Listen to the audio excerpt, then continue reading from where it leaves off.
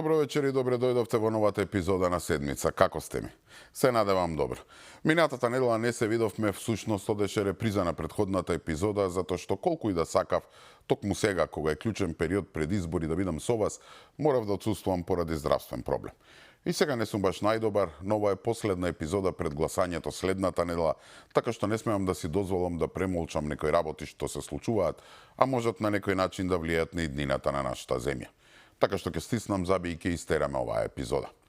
Тука на почетокот прво, со еден ден за доцнување, сакам да ви го честитам големиот празник, денот на македонското востание 11 октомври.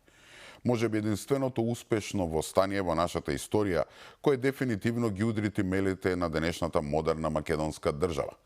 Значењето на овој празник е толку големо што слободно може да се изедначи со Илинден или со првото заседание на АСНУ. Зошто? Затоа што токму на тој ден, прво само 11 млади македонци, прилепчени, меѓу кои дедо Миколе, неколку часа потоа и група кумановци, земаа пушка во рака и ја поведоа цела македонска нација во борба. Не само против германско-бугарската фашистичка окупација, туку и да ја почнат конечната борба која преку Социјалистичката република на крај заврши со денешната независна и суверена Македонија. Реков може би единственото успешно востание, затоа што сите знаеме дека претходните востанија, уште и пред Илинден, беа угушени од разните окупатори.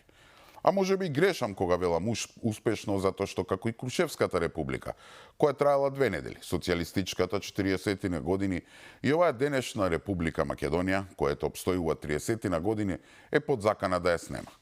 Прво не е веќе република Македонија, туку е северна. Не е држава на македонскиот народ и малцинствата, туку држава на Македонија и делови од други народи. А во моментов на удар ни се знаеме јазикот, историјата и постоењето на нацијата. Може би сега заканата врз Македонија дури поголема од минатото, пред се затоа што модерните окупатори денеска не користат пушки и бомби, туку зборови и дипломатија. Да, многу добро знаете на кого мислам, на бугарите. А најтешко е да си бугарин на 11 октомври. Зошто?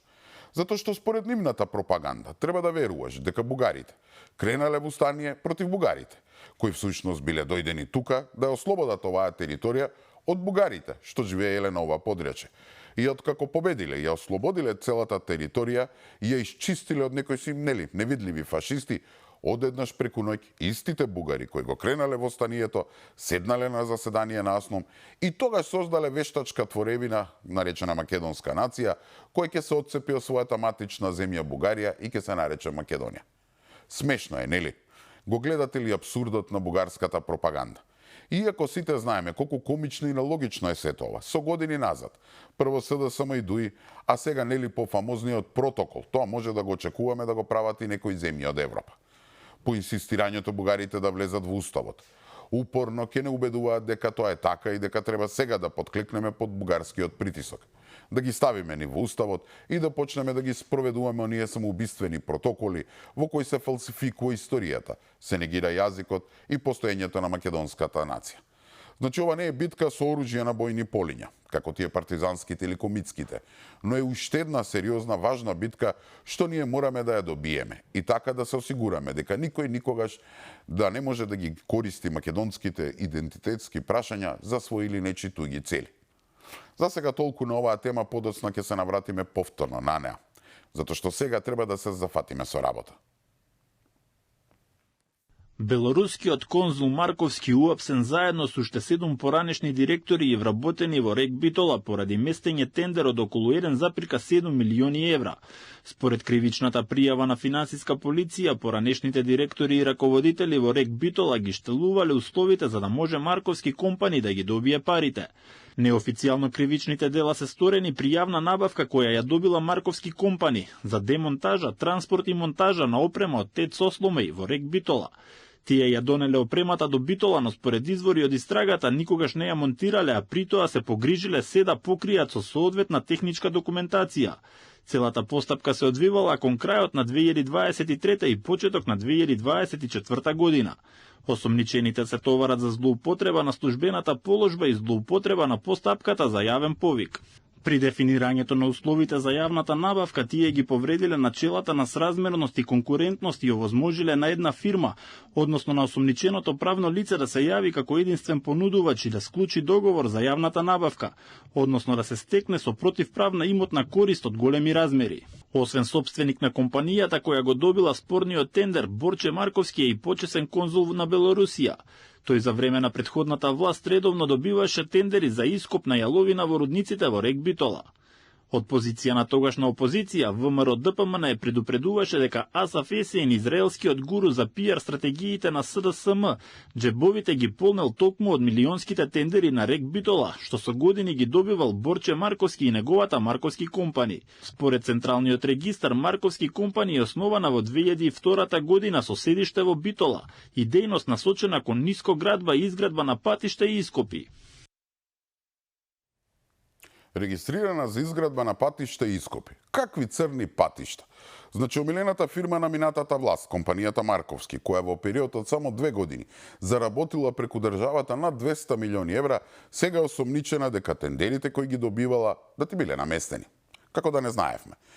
Финансиската полиција го уапси сопственикот Борче Марковски затоа што се товари дека го има оштетено буџетот на државата во овој случај за околу 1,2 милиони евра. И тоа реков само еден случај. Господ знае уште колку вакви има. Луѓе истава Марковски компани за 5 години имала склучена вкупно 77 договори за јавни набавки во вредност од 151 милион евра, од кои дури 66 биле склучени со државното предпријатие АД Електрани во вредност од 141 милион евра, односно 93% од вкупната вредност на сите тендери. Кој знае колку од тие пари биле украдени. Затоа сметам дека овој случај е најдобриот опис за начинот на кој функционираше минатата власт, но и начинот на кој сега нивните кандидати за градоначалници ја бараат вашата доверба на изборите. Под плаштот или фразата изградба на патишта, чисти улишти, депонии, само сакаат да се дограбаат до било каква власт за да си ги делат тендерите и целосно да ви го испразнат джебот. И тоа што е најстрашно и што и покрај тоа што ВМРО ДПМН, но и медиумите уште на времето објавува цели серијали за злоупотребите од страна на оваа кампања, а еве сега и официјално има и докази и сомнежи за конкретен криминал. Двајцата главни актери првично, како што видовме, не завршија во затвор, туку добија само домашен притвор. И покрај доказите, и покрај тоа што постои опасност да се влијае врз сведоци, па дури и да се избега надвор од државата, како што му ја здува оној Ковачевски, судот во Битола на почетокот сметаше дека е доволно овие осомничени криминалци да се седат дома. Но како и секогаш во оваа држава, мораше посилниот притисок на јавноста, Марковски сепак конечно на крај да заврши зад решетки. Слично како случајот со газдата на Пуцко Петрол Јаховски, ако памтите.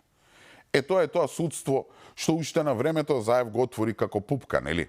За криминал од над 1 милион евра куќен притвор, а за многу помали дела луѓе скапуваа по притвори. Да не се навраќам на примерите со Гордана Јанкуловска, која за набавка на еден Мерцедес скапа по притвори и затвори, или еден Милијана Киевски кој со штаки го шета од чутка до дома, а уште помалку за луѓето 27 април, кој ден денеска немаат видено сонце. Тоа е тоа судство, кој е последниот бастион на кој се подпираат СДСМ и ДУИ. Не знам колку пати досега имам кажано. Не може полицијата толку да уапси колку што судот може да ослободи. Море знам јас кој е виновен. Тошковски. Ајде да бараме оставка од Тошковски. Колку и да звучи ова лудо или смешно, така е. Не приметувате дека за се што ќе се случи, прво што прави СДСМ излегува на пресконференција и бара оставка од Тошковски.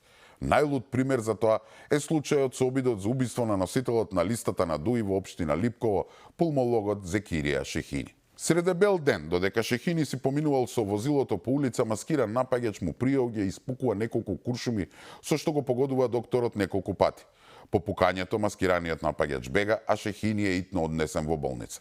За среќа, човекот преживува и сега се опоравува од прострелните рани. Шок, неверување, нападнате кандидат на ДУИ, Македонија на работна војна. Уште не беше ни довршен увидот на полицијата, а ДУИ остро го осуди овој случај, како што велат варварски чин на насилство. И побара од Министерството за внатрешни работи и обвинителството веднаш да реагираат. Па дури упатија апел кон нивните поддржувачи, симпатизери и граѓани воопшто да останат смирени, да не подлегнувале на провокации и да ја покажале зрелоста, што од секогаш го карактеризирало нивното движење. СДСМ отида чекор понатаму. Обвинија дека вооружените инциденти покажувале распад на безбедносниот систем. Ова пукање во Куманово бил најсериозниот инцидент во пресрет на локалните избори, кој внесувал сериозна загриженост за јавниот ред и мир и безбедноста на граѓаните. Нормално, одма побара оставка од Тошковски. И што се случи на крај? По само еден ден, полицијата подитно го разреси случајот и ја уапси сопругата на Шахини. Се сомничи дека таа стои зад обидот за убиство, а дека револверашот што пукал е веројатно во некаква врска со неа. Значи, од распад на безбедносен систем и опасност за меѓуетнички конфликт, се сведе на тоа дека една жена пробала да се го убие мажот. Па тој кутриот, докторот мораше да излезе и да ја правда жена му, да не испадне ептен срам, како теленовела. И сега замислете, за сето ова, двете најголеми опозицијски партии, СДСМ и ДУИ, прстот го вперија во Тошковски. Оставка, оставка. Само тоа знаат да кажат. Тоа е таа црна кампања што ја водат во отсуство на било каква идеја или било каков проект во пресрет на изборите. Не знам колку пати сум рекол досега. Јаваат на секоја несреќа, на секоја трагедија, само за да пробаат да заработат некој политички поен. И кога некој ќе ги нарече некрофили, се лутат. И да е само тоа. Веројатно Тошковски навистина им е како трн во око. Вознемирени се. Всушност извадени се од памет од фактот што институциите конечно функционираат и дека правдата веќе почна да им тропа на вратата. Им смета што се гонатите типови како Марковски. Им смета што се откриваат милионските криминали, кривичните поставки против некои суди, обвинители и поранешни директори. Им смета растурањето на 14 криминални банди, апсење на членови на вистински терористички кели. Или им смета се што оди во правец на расчистување на хаосот што го ставија по нивното 7-годишно владење. Ужас и живување на стари луѓе, спиеле во ист кревет по двајца, ги малтретирале и тепале, им давале храна со изминат рок и лекови на своја рака. Приказна како од хорор филм во 2 старечки дома во Скопје. Во акцијата на полицијата и основното јавно обвинителство е разоткриен суров и деградирачки третман на стари згрижени луѓе кои биле сместени во дом. Осомничени за нехумана грижа се 2 собственички на иста приватна установа, која е на 2 локации и добија мерка притвор по наредба на обвинителството. Утврдено е дека двете осомничени, како лица што постапуваат во службено својство, вршеле физичко и психичко насилство со цел да им нанесат физичка и душевна болка, односно страдање на корисниците и ги изложувале на сурово, нечовечко и понижувачко однесување. По наредба на јавен обвинител на сите згрижени стари луѓе им е извршен лекарски преглед и анализи од страна на стручни лица од Институтот за судска медицина. Во домот во Бутал биле сместени 27 корисници наместо дозволените 21, а во домот во Центар биле сместени 33 корисници наместо дозволените 17. Утврдено е дека осомничените вршеле физичко и психичко насилство и ги изложувале корисниците на сурово, нечовечко и понижувачко однесување. За услугата која не ги исполнувала стандардите, од семејствата на корисниците се наплаќал значителен износ. Двата објекти месечно остварувале вкупна имотна корист од 36.000 евра. Истрагата покажала дека двата старечки дома од 2022 година до денес не ја вршеле дејноста во рамки на издадените дозволи. Сместувале корисници над дозволениот капацитет, неуредно ја воделе пропишаната евиденција за корисници на социјална услуга, не поседувале досие со стручна документација за сите корисници, немале вработено соодветен број стручни кадри во смена, а и имале работници без соодветна документација за вработување, како што налагале правилата од Министерството за социјална политика. Што не бараат оставка и за ова од Тошковски. Ужас, луѓе. Замислете, сте истерале цел живот, сте работеле до пензија, сте плаќале пензијско и здравствено осигурување, сте одгледале семејство, деца и сега на стари години, кога сте целосно немојкни, некои си идиоти, за да ги украдат парите, си живуваат со вас. И тоа не правиме муабет за државни институции, туку за приватни домови за кои семејствата плаќаат дебели пари. И не се само старите луѓе. Еве неделава разбравме дека 3 градинки и едно училиште во земјава добиле казни поради несоодветно чување на храната која се готви за децата, а уништени биле цели 24 килограми храна во градинките и 59 килограми во училиштата. Инспекторите во септември спровеле контроли во училишните кујни и на територијата на цела држава, односно биле спроведени 91 контрола во градинки, 23 вонредни надзори во училиштата. Значи, милост се нема ни за старо, ни за младо. Овој наш систем е трул до даска. Тоа е таа оставштина што ја наследивме од СДСМ и ДУИ. И ќе бидам искрен, системот во Македонија се распаѓа уште од независноста, па се до денес. Не дека не сме имале проблеми пред тоа, но баш и безлукот, неказнивоста и хаотичниот начин на кој се однесуваше власта од 2017 година, па се до доаѓањето на новата влада, луѓе ги помина сите граници. Дозволија криминалот и корупцијата да навлезе во сите пори на општеството. Ако можат, министри, директори, функционери да крадат милиони и милиони, ако можат Заев и Филипче да шетаат со јахти, да имаат златни визи за Дубај, ако може синовите и внуците на Ахмети да бидат милионери и никој да не биде казнет, зошто тогаш да не може некој си собственик на дом за стари лица да стави некој денар во джеп? Тоа е таа филозофија во која беше заглавена Македонија. И нормално е сега, кога некој се обидува да го растури тој систем, да воведе барем малку ред во државата, да се соочи со отпор од неговите творци. Затоа како папагали гракаат оставка, оставка. Не им преостанува ништо друго. Неколку епизоди поред предувам дека не беше доволно СДСМ и ДУИ да се симнат од власт. Тоа беше најголемата, но не и последната битка. Сега треба да се расчистува со сите оние сили, како сакате наречете ги, центри на моќ или слично, кои можеби не се толку организирани како во некој филм, но сепак се тука. Сили на кои му одговара системот да биде трул. Трул до ниво, некој да си живува стари луѓе, да не внимава каква храна им се дава на децата, да се пука по улиците, на кои му одговара партиите да си вадат очи, македонците и албанците да се гледаат преку нишан, само за да можат тие да опстојат и да продолжат да не цицаат, како што ни стицувале Марковски и компанија. Станува збор за луѓе кои цветаат секогаш кога е на власт СДСМ, а сега и ДУИ, луѓе кои лежат на милиони и милиони евра, на кои му одговара беззаконие, кои живеат од тендерчиња и тендеришта, луѓе кои имаат инсталации секаде, судство, обвинителство, медиуми, невладини, луѓе чии инсталации се толку длабоко вкоренети што се во сите пори на системот. Тоа се луѓе на кои не им одговара владењето на законот. Не им одговара финансовата полиција да ги тресе нивните душеци во потрага на украдените милиони. Не им одговара полицијата да проверува како се однесуваат кон старите луѓе. Не им одговара агенцијата за храна да прави инспекции по училишта и градини. Или едноставно, не им одговара Македонија да напредува. Тоа се луѓето кои се плашат од тоа еден ден оваа држава да станете дури и членка на Европската унија. Таква Македонија им смета. Таква Македонија им представува пречка за мелење пари и исцицување на милиони и милиони од државниот буџет. Не мора да ги именувам. Самите направите анализа и ќе видите кои се. И сега дел од тие луѓе бараат во недела да излезете на гласачките места и повторно да гласате за нив. Да, можеби не функционираат како организирана структура, но сосема добро се разбираат едни со други, а нивните поданици во безбедносниот сектор, судство, обвинителство, не треба да добиваат наредби, сами знаат што треба да се прави. Нели, на судот во Битола никој не му кажа дека за милионскиот криминал за кој осомничената личност има значителен имот во странство или кој е конзул на странска држава и може да избега, е доволно само да му се даде куќен притвор. Тоа сами знаат.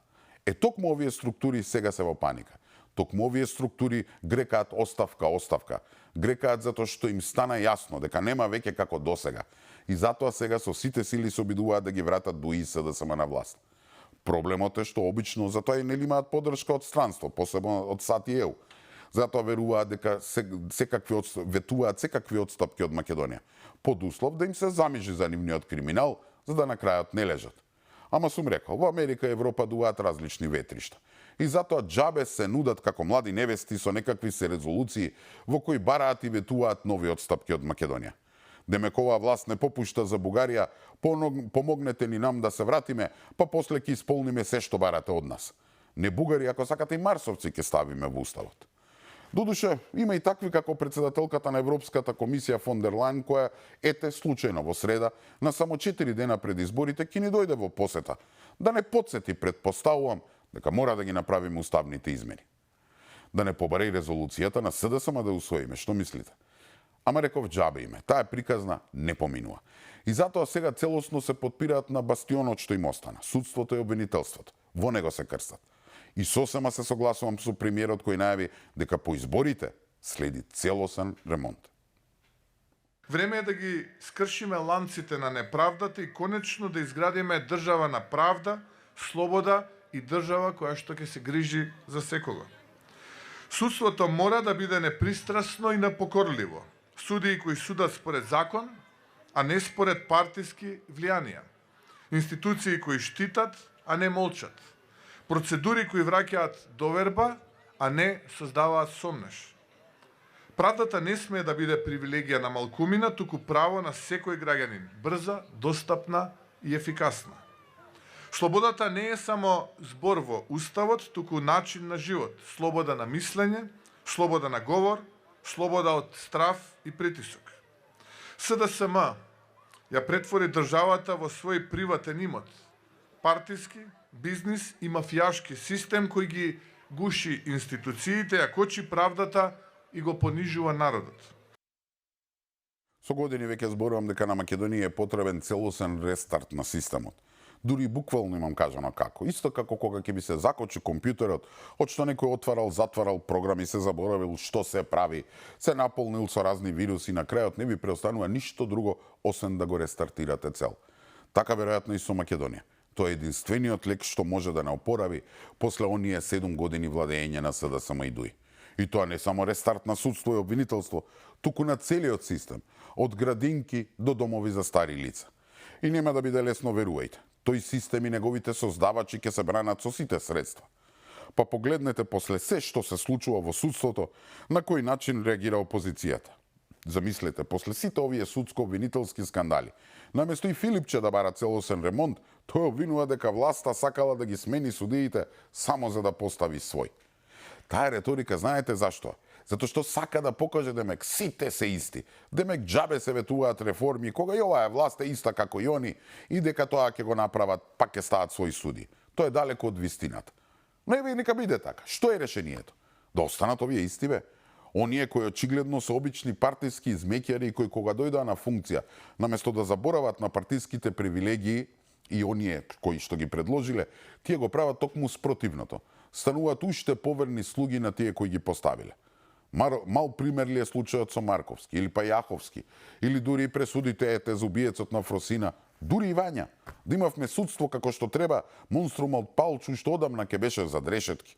Ама токму нели неговите политичко-безбедносно судски спреги го ставаа на слобода. Токму и за тоа сега служат сите тие суди и обвинители, да бидат штит за сите криминали што ги имаат направено СДСМ и ДУИ. Зарем има некој во оваа држава што не мисли дека нема дно што нашево судство не може да го пробие? И покрај тоа што не постои домашна, па и странска институција, која не излегла со страшни критики, нашиве суди и обвинители со честни исклучоци, како да не име гајле, сите раат по старо. Па еве, да го земеме реков примерот со куќниот притвор на Марковски. Рака на срце, Македонија од независноста па до денес има проблем со делење правда. Но ова што се случуваше во овие 7 години на СДСМ и ДУИ, односно за време на нивното владење, ги помина сите граници. Пријатели, роднини, партиски послушници, некомпетентност, уцени, подкупи. Во суштина, на ова се сведе кадарот кој нели треба да дели правда. Затоа таму веќе не се знае кој пие, кој плаќа. На човек да му е страв да отиде на суд да побара правда, затоа што таму ќе добие се само неправично судење. Единствени кои се задоволни од оваа ситуација се криминалците, нели? Така што мислам дека преку овие избори, кои ако се локални, граѓаните треба да покажат поддршка за владата во оваа тешка и жестока битка со инсталациите на СДСМ и ДУИ во правосудството. Тешка битка затоа што станува збор за жилави инсталации кои нема лесно да се предадат. Без независно судство, без владење на право, од Македонија никогаш нема да биде вистинска држава. Не знам колку пати сум рекол, па еве ќе повторам. Џабе ќе биде и име што дадовме. Џабе ќе биде и сети бугари во устав да ставиме, затоа што без независно судство никаде нема да мрднеме. И токму затоа на овие избори не се обични избори. И ако можете да приметите во моментов како да се одвиваат две кампањи. Едната која водат кандидатите за градоначалници и носителите на листи, која главно се занимава со локални проблеми кои се идентификувани од граѓаните. Понуда на локални решенија и проекти. А над тоа имаме уште една кампања што ја водат лидерите и центрите за комуникации, која е на некој вид пинг-понг комуникација меѓу партиите. Во македонскиот блок тоа е истакнато, но кај албанскиот тоа доживува експлозија. Така што граѓаните кога имаат впечаток дека ние имаме парламентарни, а не локални избори. Некои од нив се бунат што наместо да се зборуваат за зеленило, за урбано живење, дивоградби, еве за паркинзи, политичарите зборуваат за прашања кои што се однесуваат на централната власт, кои што треба да се говорат во кампања за парламентарни избори, а не за локални. Но луѓе, тоа не е никакво изненадување. Уште пред да почне официјалната кампања, опозицијата во недостиг на идеи, човечки потенцијал за кандидати, недоверба од граѓаните во нивните ветувања, наметна една црна кампања на која власта сакала нејкела мораше да одговори. Зарем мал пример е потегот што среде избори одеднаш на СДСМ му текнало да поднесува резолуција за некакви си црвени линии во однос на Бугарија? Куфирчиња со пари од Бугарија за продажба на националните интереси. Мицковски со сериозни тврдења дека Заев зел пари од поранешен бугарски премиер. Од Струмица упати директна порака дека сите ќе одговараат, а времето на примање пари во куферче за да се испорачуваат компромиси на грбот на народот заврши. Ке ви се скинат и кофирчињата пари што ги добивате од кај нашиот источен сосед, а ниту зградите и визите од Дубај имаат среќа. Сакам да испратам една порака до сите нив. Тоа што 15 месеци се уште не стигнала правдата до вас. Тоа што овие 15 месеци секој ден, час во денот и недела го минувам во обнова на темелите на државата кои што ги рушевте, но не успеавте. Не значи дека заборавив. И јас ви ветувам дека правдата ќе ве стигне. По обвинувањето од Мицковски со објава на Фејсбук реагираше Заев, тој ги отфрла тврдењата и го обвинува премиерот дека клевети. Најостро и категорично ги отфрлам лагите и клеветењата од Мицковски за наводни куфирчиња со пари од поранешен премиер од Бугарија, како невистини, како очаен обид на неспособниот премиер да го пренасочи вниманието на јавноста од неговите неуспеси кон неговите измислици. А кога сме веќе кај куферите, видовме во снимките што сами си ги пуштија во јавност дека експерти за куфери со пари се токму неговите поддржувачи и финансиери. Инаку од ВМРО ДПМН претходно тврдеа дека Бојко Борисов своевремено сам кажал дека лично е помогнал опцијата на Зоран Заев да дојде на власт. Кога станува збор за примање пари од страна на Зоран Заев, јавноста беше сведок и во минатото. Пред речиси една деценија се појави видео на кое што се гледа и слуша како Заев ги користи зборовите 1 евро за вицето, 1 за црквата. Подоцна во судскиот случај именуван подкуп, бизнисменот Иван Николов Сачевалиев сведочеше дека во 2013 година кога Заев беше градоначалник на Струмица, од него било побарано да даде подкуп. Ете, Заев се јави, на вистина се јави. Искрено, не знам дали имало или немало куферчиња, но тоа што сигурно знам е колкава е цената што ја плати Македонија од 2017 година до денес. И верувајте, таа не ја собира во куферчиња. Ај малку да се подсетиме колку не чинеше владењето на Заев и неговиот другар Филипчек како министер. Преку соевиден пуч, нели ВМРО победи на избори, ама СДСМ правеше влада со ДУИ во 2017 година. Заев веднаш почна преговори со Грција за името. Паралелно уште во август истата година седна со брат Бојко Борисов и стави подпис на договорот за добрососедство. Тогаш јавно Бугарија си молчеше, а ние како јавност не можевме да насетиме што не чека. Ние како јавност не знаевме, ама другарот Заев знаел. Новите генерации не ја знаат целата оваа реалност која што треба да не сплотува. Гоце Делчев е револуционери на бугарите и на македонците, порача премиерот Зоран Заев, додека Бугарија не оценува да ги прифатиме нивните условувања. Премиерот во интервју за БГ звели дека македонскиот национален херој Делчев, кој се борел за слободна и независна македонска држава, бил и македонец, но и бугарин. На територија на регионална Македонија. Навистина живееле македонци што зборувале македонски јазик, но живееле българи што зборувале български јазик. Живееле луѓе кои што се чувствувале истовремено и българи и македонци. Гоце Делчев е револуционер и за българите и за македонците, кој што се борел и за слободата на Македонија, и за Одринско, и за се. И тоа е апсолутна реалност. Според Заев, бугарскиот фашистички окупатор против кој се бореле борците од НОВ не бил фашист, туку администратор во Македонија. Ние веќе, мислам дека има преку 20 на табли во државата сменето, каде што стои бугарски фашистички окупатор. Тоа не е така, Бугарија не е фашизам. Бугарија е нашиот пријател.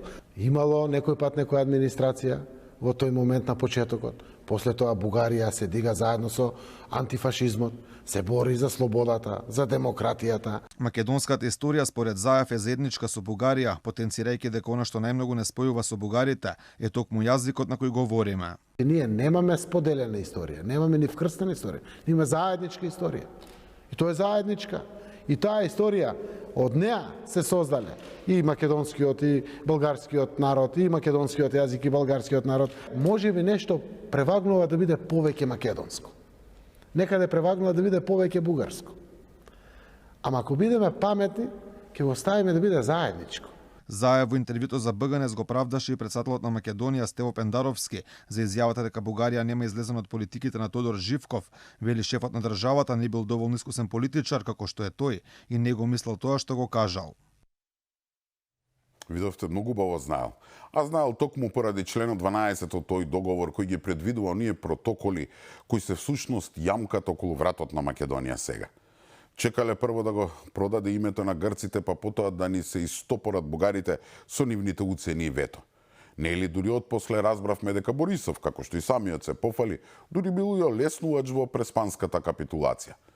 Значи, рече си неполна година по договорот со Борисов, владата на Заев, во која патем Филипче е министер, ја подпишува капитулацијата наречена Преспански договор. Македонија е во шок, но кој да крене глас или излезе на улица, кога пред тоа теренот беше подготвен со тоа што за настаните од 27. април над 30 луѓе беа осудени за тероризам само затоа што го бранеа уставот. Пораката беше, излезе ли некој да се буни, летак како терорист во затвор. Но не можеа да избегаат од потребата за референдум, ама џабе ни беше. Иако референдумот им пропадна, тие насила во собрание, знаеме на кој начин ги изгласа уставните измени, ни го сменија личниот опис. И за надвор, но и за подома. Се за некакви советувања за Европската Унија. И како што Грција почна да ја крева рампата, така брат Борисов почна да ја спушта бугарската.